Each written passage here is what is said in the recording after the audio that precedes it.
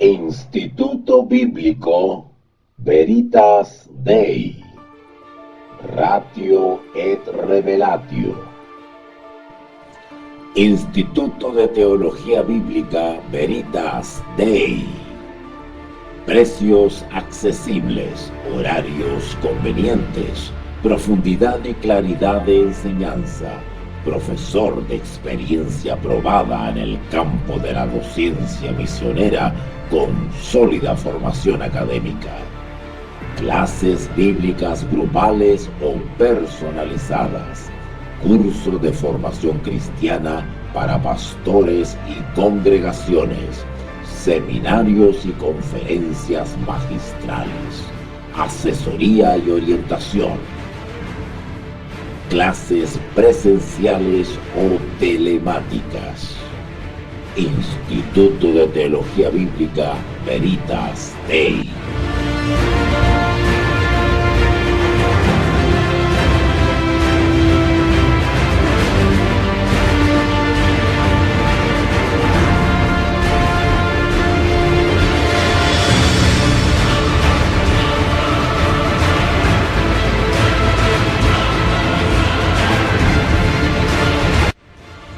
Instituto de Teología Bíblica Veritas Dei. Clases bíblicas grupales o personalizadas. Curso de formación cristiana para pastores y congregaciones. Seminarios y conferencias magistrales. Asesoría y orientación. Clases presenciales o telemáticas. Instituto Bíblico Veritas Dei, Ratio et Revelatio.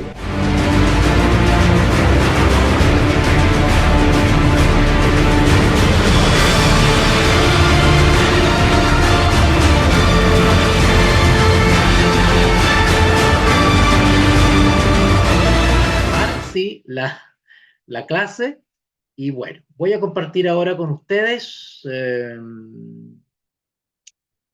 unos mapas. Me imagino que ya ustedes van a empezar a ver ese mapita en pantalla. ¿Ok?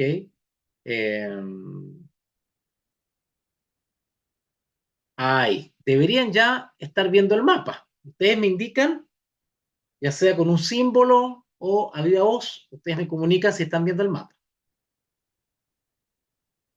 No, todavía no. Ah, todavía no. A ver, ¿qué pasó? Todavía no están viendo el mapa. Ahí sí Eh, deberían verlo. ¿Ahora sí? ya, ahora sí. Ahora sí, perfecto. Listo nomás. Bueno, les comento un poquito sobre este mapa. Si ustedes se fijan, este mapa corresponde al tercer viaje misionero de nuestro hermano Pablo. Su recorrido está indicado por las flechitas rojas. Por las flechitas rojas. Ese corresponde al itinerario de Pablo. ¿Vale? Así que, si se dan cuenta, él comenzó este viaje por allá, en Jerusalén. A ver, perdón, déjenme ver bien, perdón, en Antioquía, ¿ya? Si me dan unos minutitos, porque voy a grabar en audio aparte esta clase a fin de subirla a las plataformas de audio. Recuerden que está habilitado Castbox de Veritas Day. Envíe el link al grupo de alumnos Veritas Day y también está habilitada la radio Veritas Day, que es una serie de grabaciones y transmisiones de clases y conferencias que están ahí 24/7 dando vuelta para que ustedes quizás mientras estén haciendo sus quehaceres pueden escuchar mientras tanto. ¿Ya?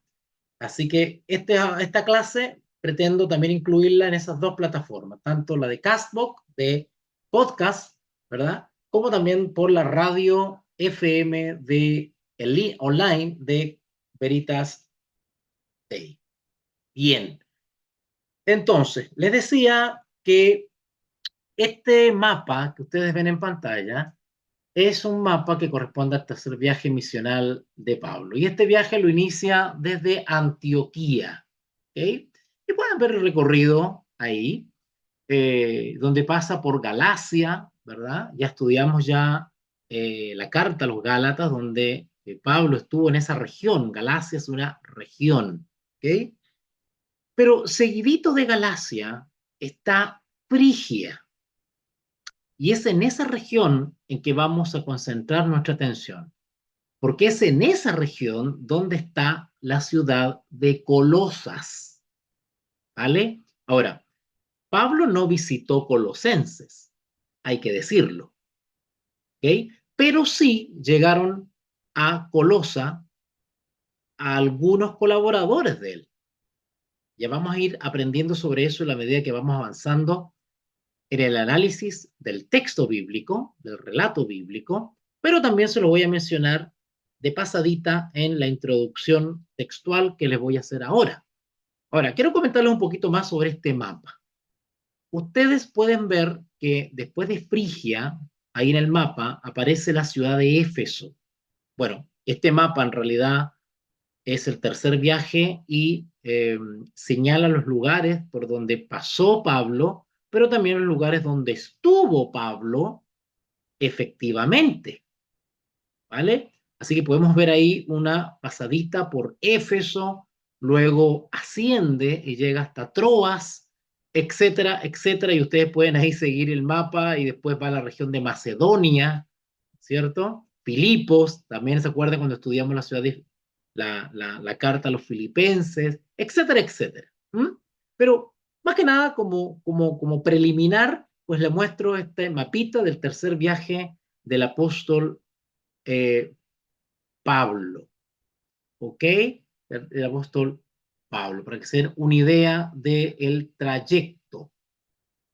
Ahora les voy a mostrar otro mapita, ya más específico, ya más específico, eh, y deberían estarlo viendo en estos momentos, ¿ya? Ustedes me indican si lo están viendo, Sí, ¿ok? ya, ya, Magnífico. Ah, parece que se fue, ¿o no? ¿Lo están viendo?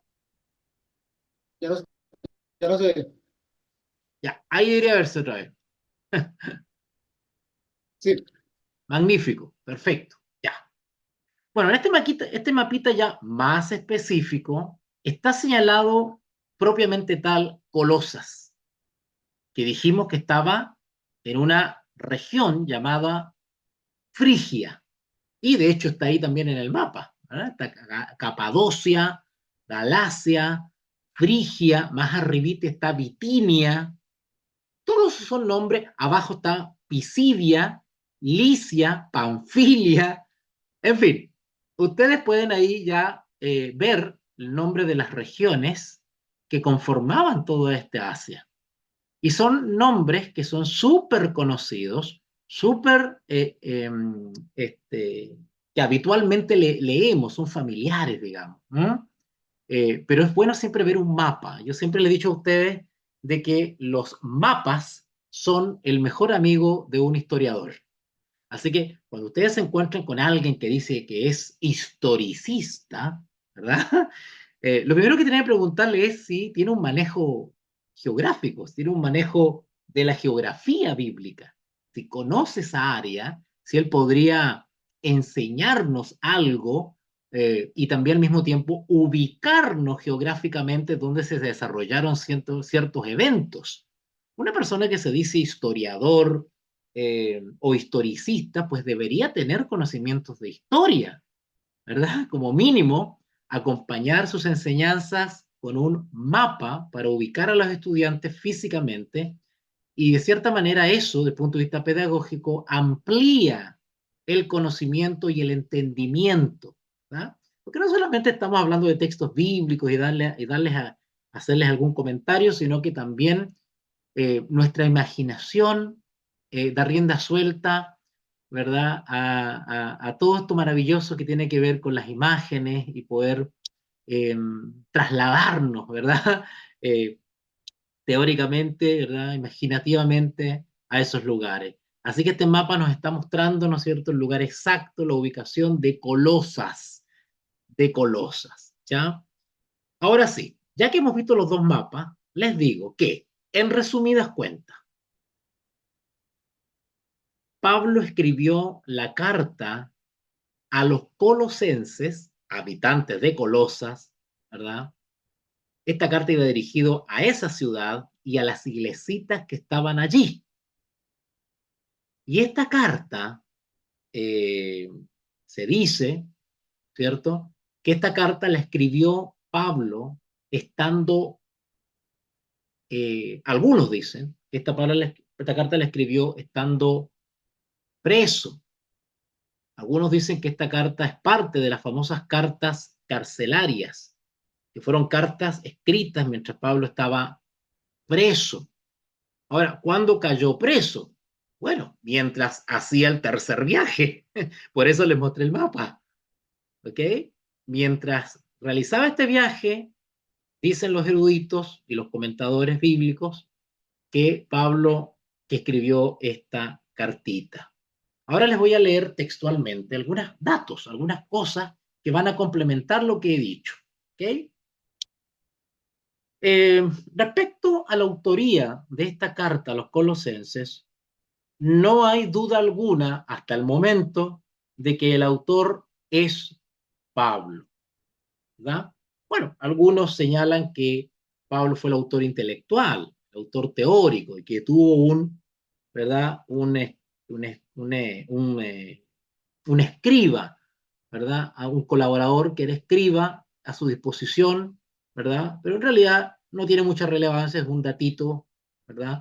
Pero definitivamente el estilo, ¿cierto? La redacción, las expresiones, la temática corresponden o son muy similares al resto de cartas, especialmente Filipenses, Efesios, eh, y otras más. ¿Ven? Ok.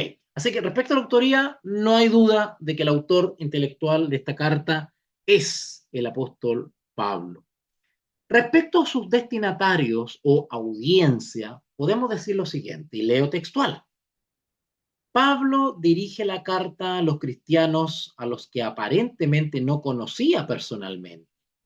La iglesia de Colosas había sido fundada por uno de los conversos de Pablo, Epafras, que probablemente evangelizó la zona mientras Pablo, que lo, y que a todo esto, perdón, mientras Pablo realizaba este viaje, pues habría encargado a Epafras que visitara esta zona de Frigia. ¿Okay? Um, Pablo respetaba mucho a este misionero Epafras, o Éprafas, ¿verdad? Eh, y lo respetaba y lo quería profundamente. ¿Por qué? Porque era un misionero comprometido, entregado, desprendido, manifestaba el mismo querer, pensar, la misma actitud, la misma disposición de Pablo. Es decir, tenía el mismo espíritu. ¿Okay? Y este Epafras trabajó junto a Pablo en Éfeso. ¿Okay? En Éfeso.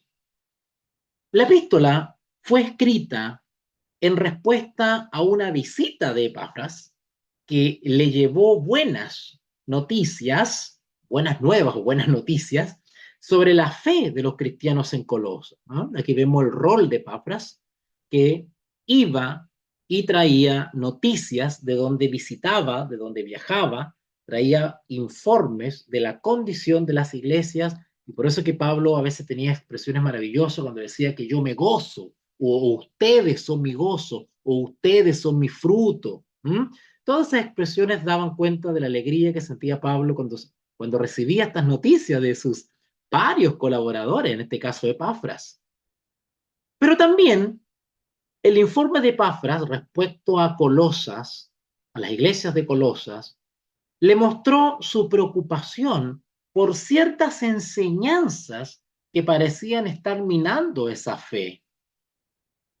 El propósito de la epístola a los colosenses era enfrentar esa amenaza.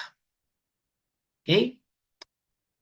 Respecto al lugar y la fecha de la escritura de esta cartita, pues les puedo decir lo siguiente. Colosenses fue escrita alrededor del 61 después de Cristo. O sea, estamos hablando a fines del siglo I. Durante el primer encarcelamiento de Pablo en Roma, junto con la carta de Efesios, Filipenses y Filemón, son las famosas cartas o epístolas del cautiverio, ¿verdad? Es lo que yo le decía que eran las cartas carcelarias. ¿Eh? Acá dice las cartas del cautiverio, que son cartistas que se escribieron estando Pablo preso. Ahora, respecto al mensaje mismo de la carta, y ojo, quiero contarles que estoy leyendo algo que ustedes también pueden encontrar en cualquier Biblia de estudio. O sea, aquí no estoy leyendo ningún papiro. Acá estoy leyendo textualmente, porque me parece maravilloso cómo por lo menos esta versión bíblica que yo tengo, cómo resume los datos de esta carta. Por eso que opté por leerlo literalmente, textualmente, pero ustedes, si tienen Biblias de estudio, debería tener, a manera de introducción a la carta a los colosenses, pues estos datos que yo le estoy dando, ¿ya? Así que se los digo porque no es nada del otro mundo lo que estoy leyendo acá. Ustedes lo pueden encontrar en alguna versión bíblica, ¿okay? Que generalmente son las famosas Biblias de estudio. ¿Mm? Bien, vamos a leer un poquitito acá sobre el mensaje de la epístola como tal. Se puede entender bien el mensaje de la carta prestando atención a las ocasiones en que se menciona a Cristo. Cuando Pablo informa acerca de su obra y de sus oraciones, es Cristo de quien se habla y a quien se alaba en esta carta. Cuando trata el peligro de la herejía, su preocupación central es que los creyentes serán apartados de Cristo por causa de esa herejía. A ver, quiero resumirles un poquitito esto, aunque se lo voy a leer en detalle ahora. Pero quiero adelantarles que si bien la carta a los colosenses es una carta que exalta la persona de Jesús, también dedica por lo menos sus dos primeros capítulos a advertir o a hacer notar el peligro que corren las iglesitas de Colosas por la influencia de ciertas posturas, de ciertas ideas que estaban confundiendo del punto de vista doctrinal, ¿verdad? Y por ende con una repercusión en la vida espiritual de la iglesia, ciertas ideas, ciertas influencias.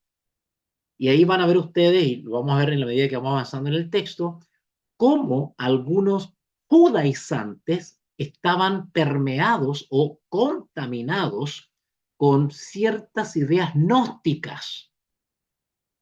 Bueno, yo algo he hablado de eso en cursos anteriores, pero lo vamos a tocar también a la medida que avanzamos en el texto bíblico. Porque estas ideas gnósticas, entre otras, porque había muchas ideas por ahí dando vueltas, ¿verdad? Estaban confundiendo a los miembros de la iglesia. Así que Pablo lo que hace en esta carta, por lo menos sus dos primeros capítulos, es advertir sobre estos riesgos, estos peligros, pero desde el capítulo 3 en adelante, la carta a los colosenses comienza a exaltar la persona de Cristo. La seguridad está en recibir a Jesús en el corazón y ajustar nuestra práctica y fe a los principios dados y a los testimonios de los profetas y apóstoles. Si no hablaren conforme a esto, es porque no les ha amanecido el entendimiento en su mente. ¿Vale? Así que, en ese sentido, Pablo, en esta cartita a los colosenses, habla brevemente de la herejía que se extiende, ¿ok?, por toda la región de Frigia, pero también reafirma la centralidad en la persona de Jesús. Cuando se centra en dar consejo pastoral en los últimos capítulos, Cristo sigue siendo la esencia. Aún en la conclusión de esta carta, al presentar instrucciones e intercambiar saludos, Pablo no puede evitar mencionar a Cristo una y otra vez. La importancia de Cristo constituye el tema central de la carta. Dios ha actuado en Cristo para redimir a los creyentes. Cristo es el sujeto activo, tanto en la creación como en la redención. Todos los tesoros de la sabiduría y del conocimiento se encuentran en él. Al estudiar esta epístola maravillosa, nunca debe de perderse de vista este tema. Colosenses trata de Cristo. En la misma carta se presenta las advertencias de Pablo sobre ciertas filosofías y huecas sutilezas. Esa es una expresión famosa de Pablo que también la vamos a analizar. Él habla y advierte sobre maestros con falsas doctrinas. A veces es considerado este pasaje, este pasaje que habla de las huecas sutilezas, pues es considerado como un pasaje bastante difícil.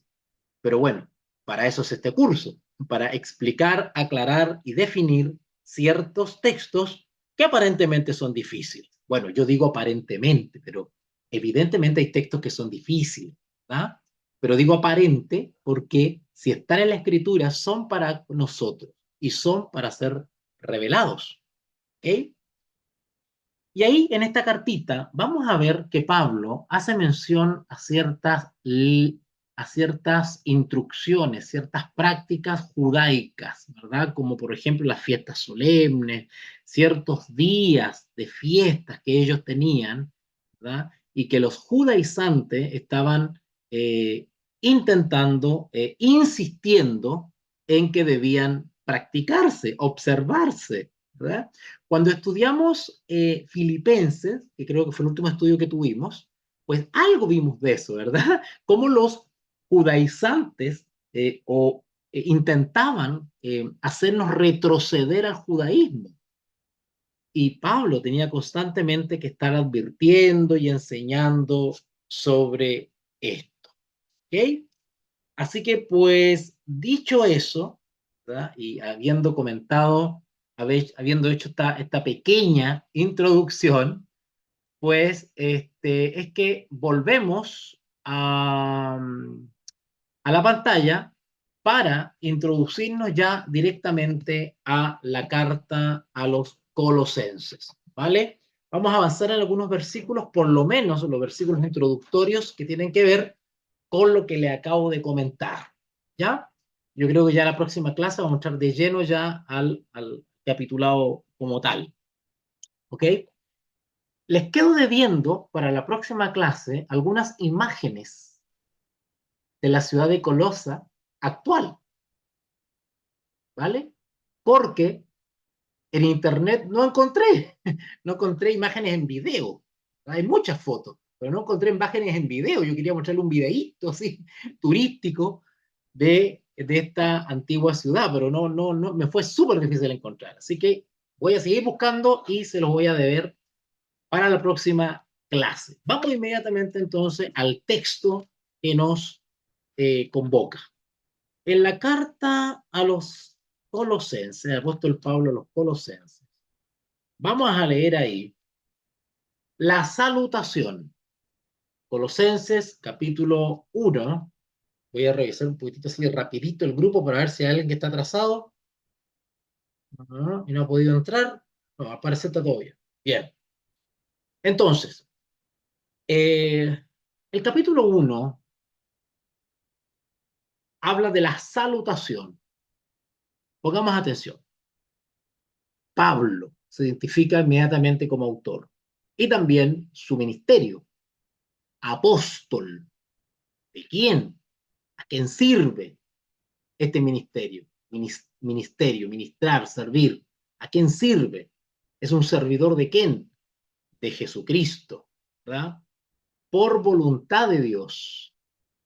¿Okay? Acá no se autoconvocó, no se autonombró misionero o apóstol, él fue especialmente señalado para un ministerio. Yo quiero señalar un poco acá. Eh, Hoy en día es muy común personas que tienen muy buenas intenciones, tienen muchas ganas de hacer de desarrollar tal o cual ministerio y se lanzan a organizar sus propios ministerios y ejercer ciertos dones que no tienen en ministerios que no han sido llamados. Ojo con eso, ¿verdad? ¿Cómo saber? Bueno, no es mi intención ahora dar clases sobre los dones espirituales, pero generalmente la legitimidad de un ministerio está dado por la evidencia indiscutible de la práctica del don. O sea, la misma práctica de ese don confirma, es decir, la habilidad, la efectividad, ¿verdad? Eh, eh, este, ¿verdad? La potencia en la operación de ese don, que es evidente públicamente, confirma, ¿no es cierto?, que es un genuino don dado a tal o cual persona y que por ende es un sello que valida ese ministerio que realiza tal o cual persona. ¿Se va entendiendo? Se los digo porque es común que hoy en día cualquier persona con muy buenas intenciones se lanza a un ministerio del cual no ha sido llamado, ¿verdad? Y sin el don adecuado para ejercer ese ministerio. Eso está sucediendo. ¿Qué pasa con Pablo? Pablo dice en el versículo 1 que él es apóstol de Jesucristo y dice que es por voluntad de Dios. ¿Vale? Él no se llamó a sí mismo, ni fue nombrado, ¿verdad?, por la sinagoga. ¿Okay? Ahora, ¿cómo se valida o se confirma el ministerio de Pablo? Bueno, por los frutos, por su efectividad, por su alcance, por su testimonio, por una serie de factores que podemos leer en sus propias cartas, ¿no es cierto? Él evidencia indiscutiblemente que era una persona llamada directamente por Dios y capacitada por Dios. O sea, no se valía Pablo de sus solas habilidades naturales, que ciertamente las tenía. Nadie puede dudar que el apóstol Pablo era una persona inteligente, intelectual, eh, académicamente preparada, pero eso fue potenciado por el don, por los distintos dones que él tenía, de profecía, de maestría, ¿verdad?, de enseñanza, etcétera, etcétera. Así que en ese sentido, Pablo fue llamado por voluntad de Dios y también nombra a el hermano Timoteo. Recuerden que estamos leyendo una carta que fue escrita durante el tercer viaje. Así que en ese tercer viaje andaba con Timoteo. Por eso que nombra a Timoteo acá. Y luego hace extensivo su saludo, dice, a los santos y fieles hermanos en Cristo que están en Colosa. Qué interesante, ¿eh? Por favor, y esta expresión del apóstol cuando dice a los santos y fieles, no es que esté discriminando a los que no son muy santos, a los que no son muy fieles, como que solamente se refiere a los santos y a los fieles, ¿verdad? Yo quiero aclarar eso, la expresión santos o fieles, ¿verdad? Son calificativos eh, genéricos. Se entiende que de entre todos esos santos y todos esos fieles, ¿verdad? No todos son iguales. No todos tienen la misma experiencia, pero todos están en esa carrera a la meta, ¿verdad? Es decir, son todos miembros de la iglesia. Así que a ellos se les llama santos y fieles, ¿cierto? Es decir, que están hasta el momento caminando, ¿no es cierto?, en este proceso de la justificación por la fe, caminando en santidad, caminando en perfección, caminando en obediencia. Eso quiere decir a los santos. Y es una expresión que se usa para diferenciar a aquellos que están en el camino de la verdad y a aquellos que están en la impiedad, ¿verdad? Entonces se llama a los santos. Y generalmente alude a los creyentes en Cristo Jesús, a la iglesia. Y cuando habla de fieles, se está haciendo referencia a aquellos que se han mantenido en el camino, la verdad y la vida, ¿verdad? Que no han apostatado. Eso hace referencia. Cuando hablamos de fieles, está haciendo referencia directamente a la lealtad. ¿Ok? Perfecto. Entonces, a los santos y fieles en Cristo, que están en Colosas. ¿Vale? Ahora, si ustedes se fijan, ahí habla en plural, santos y fieles. Bueno, algunos han dicho, bueno, que se refiere a todos los que integraban una iglesia. Otros han dicho, se refiere a las varias iglesias. Bueno, a mí no me cabe la menor duda que había varias iglesias, que había una iglesia. Y déjeme decir una cosa, Colosas para este tiempo, estamos hablando 61, 62 después de Cristo, Pablo en pleno tercer viaje, la carta a los Colosas no era una ciudad muy preeminente, ni ni prominente. Era una ciudad más.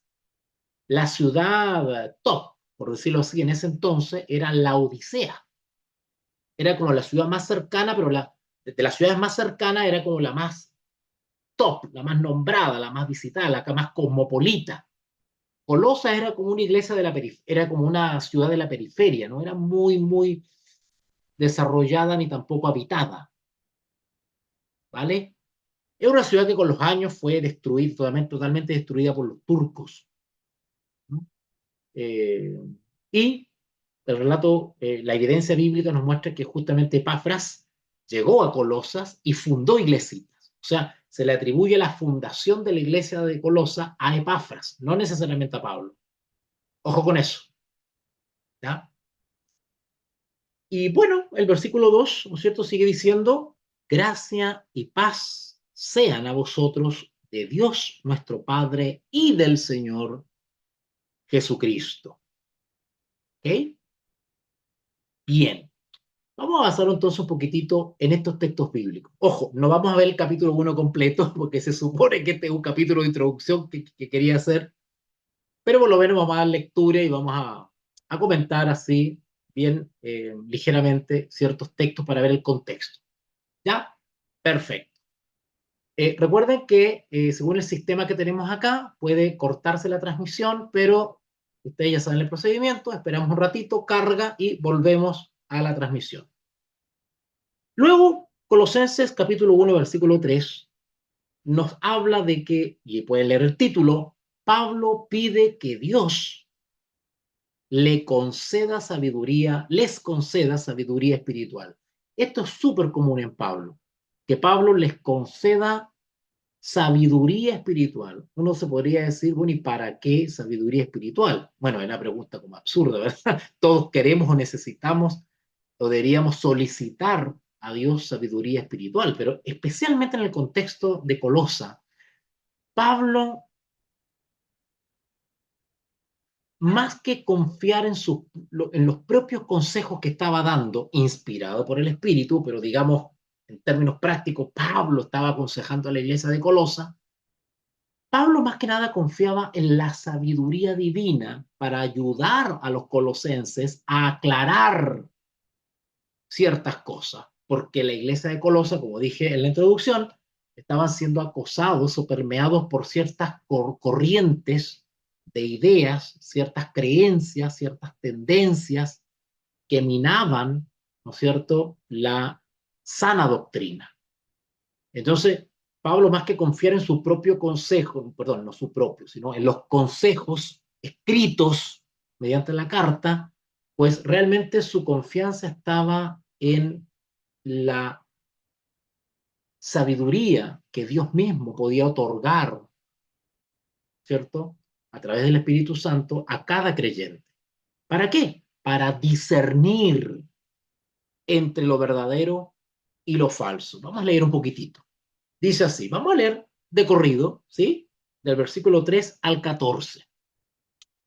Siempre orando por vosotros. Pablo está ausente, ojo, Así que está orando, allí donde está orando por los colosenses, en base a los informes de Epafras, siempre orando por vosotros, dando gracias a Dios, Padre de nuestro Señor Jesucristo, habiendo oído de vuestra fe en Cristo Jesús. Interesante, esto de habiendo oído, claro, seguro el informe que a él le llegaba, ¿verdad? O que le llegó. Habiendo oído de vuestra fe en Cristo Jesús y del amor que tenéis a todos los santos. Acá evidencia que se practicaban los principios de la ley. Amor al prójimo. A causa de vuestra esperanza que os está guardada en los cielos. ¿Cuál esperanza? La vida eterna. Los colosenses vivían por la fe, en amor, en esperanza de ver cumplida la promesa de la vida eterna. Por eso que dice acá, a causa de vuestra esperanza, eso es lo que los motivaba, los movía. La esperanza que os está guardada en los cielos, de la cual ya habéis oído por la palabra verdadera del Evangelio. Claro, la misma predicación, el contenido del Evangelio que era difundido, incluía esta esperanza a los que creen. Versículo 6.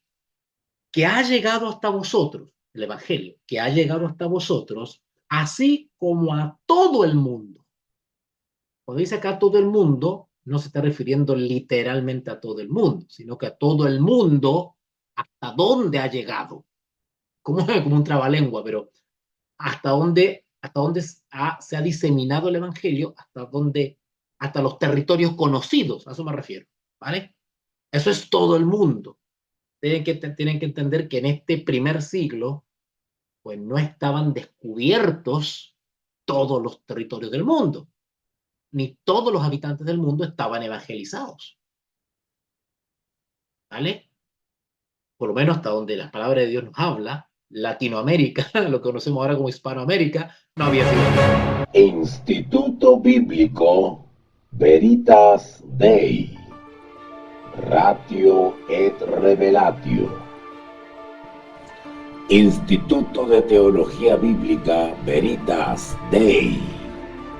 Precios accesibles, horarios convenientes, profundidad y claridad de enseñanza, profesor de experiencia probada en el campo de la docencia misionera con sólida formación académica. Clases bíblicas grupales o personalizadas. Curso de formación cristiana para pastores y congregaciones. Seminarios y conferencias magistrales. Asesoría y orientación. Clases presenciales o telemáticas. Instituto de Teología Bíblica Veritas Dei.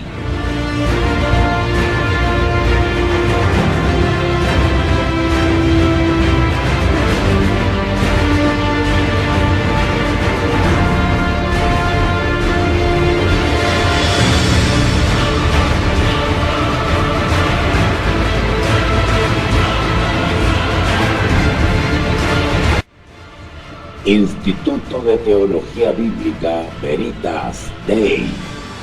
Clases bíblicas grupales o personalizadas. Curso de formación cristiana para pastores y congregaciones. Seminarios y conferencias magistrales. Asesoría y orientación. Clases presenciales o telemáticas. Instituto Bíblico Veritas Dei, Ratio et Revelatio.